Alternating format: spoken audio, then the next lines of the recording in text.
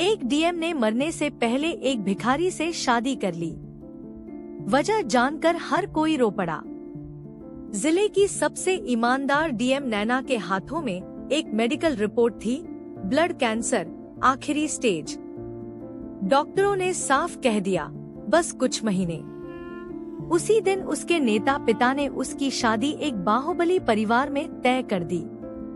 उनके लिए ये शादी सिर्फ राजनीति थी, लेकिन नैना के लिए ये उसके 200 अनाथ बच्चों का भविष्य था।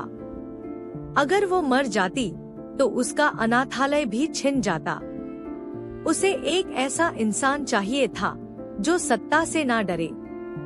तभी उसकी नजर ऑफिस के बाहर झाड़ू लगाते एक युवक पर पड़ी, विवेक। सब उसे पागल समझते थे, लेकिन उसकी आंखों में गहराई थी। नैना ने उसे बुलाया और कहा, मुझसे शादी कर लो, कुछ महीनों के लिए। विवेक चौंक गया, फिर धीमे से बोला, मैडम, मैं पागल नहीं, टूटा हुआ हूँ। और फिर उसने अपनी कहानी सुनाई। मैं यूपीएससी इंटरव्यू देने जा रहा था।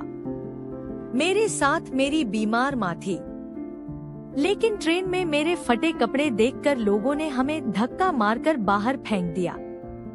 मेरी माँ प्लेटफॉर्म पर तड़प कर मर गई और मैं कुछ नहीं कर पाया। कमरे में सन्नाटा छा गया। नैना की आंखों से आंसू बहने लगे।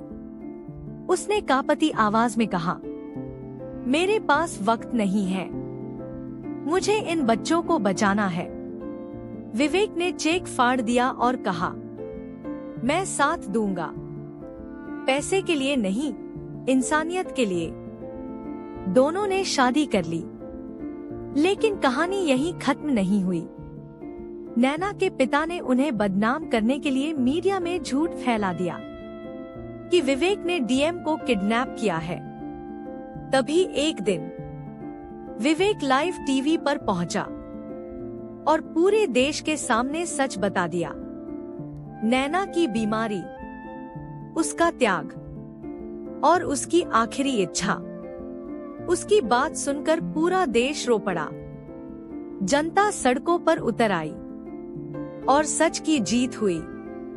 लेकिन जब विवेक अस्पताल पहुंचा, नैना जा चुकी थी। उसके फोन में आखिरी मैसेज था, मेरे बच्चों का ख्याल रखना। 3 साल बाद वही अनाथालय अब एक बड़ा स्कूल बन चुका था। नैना शिक्षा सदन, सैकड़ों बच्चे खेल रहे थे और उनके बीच खड़ा था विवेक। अब वो भिखारी नहीं था, वो उन सब का पिता था।